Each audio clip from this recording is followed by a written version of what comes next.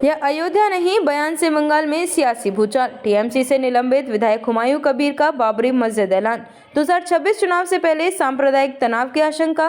राज्य ब्यूरो, कोलकाता, मुर्शिदाबाद। पश्चिम बंगाल की राजनीति एक बार फिर बेहद संवेदनशील मोड़ पर आ खड़ी हुई है। तृणमूल कांग्रेस से निलंबित विधायक हुमायूं कबीर के एक बयान ने राज्य के राजनीतिक और सामाजिक गलियारों में तेज हलचल पैदा कर दी है। मुर्शिदाबाद जिले में प्रस्तावित बाबरी मस्जिद को लेकर कबीर का बयान। यह कोई अयोध्या नहीं है जो बाबरी को कोई हाथ लगा दे। सिर्फ एक राजनीतिक टिप्पणी नहीं, बल्कि आने वाले समय में सांप्रदायिक तनाव और कानून व्यवस्था की चुनौती के संकेत के रूप में देखा जा रहा है। मुर्शिदाबाद में बाबरी मस्जिद निर्माण का ऐलान। हुमायूं कबीर ने दावा किया है कि बांग्लादेश सीमा से सटे मुस्लिम बहुल मुर्शिदाबाद जिले के बेलडांगा क्षेत्र में 3 वर्षों के भीतर बाबरी मस्जिद का निर्माण पूरा कर लिया जाएगा। उनके अनुसार फरवरी 2026 से मस्जिद निर्माण का कार्य औपचारिक रूप से शुरू होगा। 3 साल में पूरी इमारत तैयार कर ली जाएगी। मस्जिद में हर सप्ताह शुक्रवार की नमाज अदा की जाएगी। निर्माण के लिए लाखों ईंटें पहले ही मंगाई जा चुकी हैं। यह ऐलान ऐसे समय पर आया है जब राज्य में 2026 विधानसभा चुनाव की तैयारियां धीरे धीरे तेज हो रही हैं। हुमायूं कबीर ने यह भी कहा कि उन्हें समर्थकों और दानदाताओं से अब तक 20 करोड़ रुपए से ज्यादा की राशि मिल चुकी है, जिसका उपयोग पूरी तरह मस्जिद निर्माण में किया जाएगा। मेरा बाबर से कोई लेना देना नहीं है। मैंने मस्जिद का नाम बाबरी इसलिए रखा क्योंकि आज भी लोगों के दिल में उससे जुड़ा दर्द मौजूद है। यही बयान राजनीतिक रूप से सबसे अधिक विवादास्पद माना जा रहा है। जय श्री राम बनाम अल्लाहू अकबर की तुलना।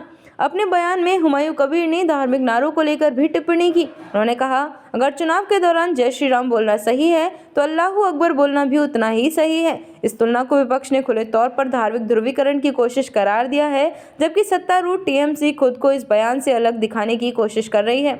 6 दिसंबर को रखी गई थी मस्जिद की नींव।